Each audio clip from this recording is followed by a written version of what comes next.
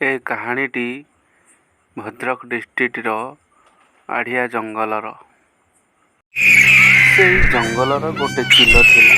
ସେ ଚିଲ ବହୁତ ହାରାମିଗିରି କରୁଥିଲା। କାହାରିକୁ ଶାନ୍ତିରେ ବଞ୍ଚେଇବାକୁ ଦଉନଥିଲା। ଦିନେ ଭାବିଲା ଟୁନି। ଦିନକର କଥା। ଟୁନଟୁନି ତା ଛୁଆକୁ କହିଲା, ଏ ଜଙ୍ଗଲରେ ବହୁତ ବଡ଼ ହାରାମି ଜୀବ ସହିତ ମନୁଷ୍ୟ ବି ଅଛନ୍ତି। ତାର ବାପାକୁ ମାରି ଦେଇଛନ୍ତି।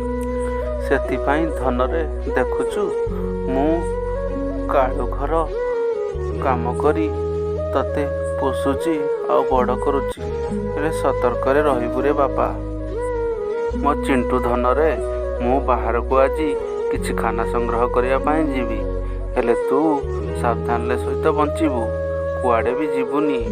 ହଉ ହେଲା, ମୁଁ ତାହେଲେ ଆସୁଛି ରେ ପୁଅ। ଏତିକି କହି ମା ତାର ବାହାରିଗଲା ଜଙ୍ଗଲକୁ ଖାଦ୍ୟ ସଂଗ୍ରହ କରିବା ପାଇଁ।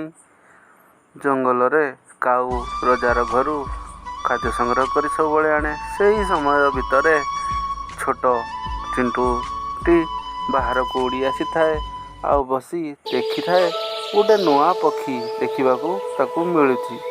ହେଲେ ସେ ପକ୍ଷୀ ସାଥିରେ କଥା ହେବା ଆରମ୍ଭ କରିଦିଏ।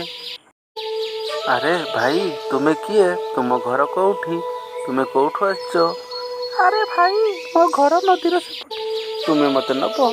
ନାଇଁ ରେ ଭାଇ, ତୁମେ ଯଦି ଯିବାକୁ ଚାହ ତାହେଲେ ମୟୂରକୁ ଚାଲ। ହଉ ତାହେଲେ ଯିବା ଆମେ। ଏବେ ମୋତେ ନୂଆ ଜାଗା ଦେଖେଇବ? ହଁ ମୁଁ ଦେଖେଇବି। ତାହେଲେ ଚାଲ।